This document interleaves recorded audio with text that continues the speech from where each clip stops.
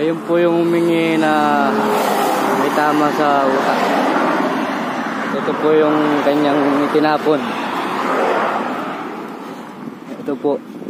Humingi po siya ng sabaw pero binigyan ko po siya ng Mickey. At parang mami na po ang binigay ko sa kanya. At may mga laman pa po yan. Yun lang po. Itinapon niya po yan. Nagkalat po dito. Yun naman. Hindi pa po alam kung saan po napunta yung ibang laman.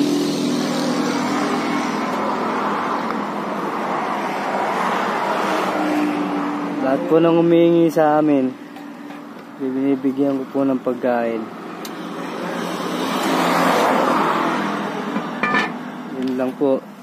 Itinapon niya po. Kasi po siguro baka po yung napaso siya sa may sabaw, mainit. So, nagkalat po siya.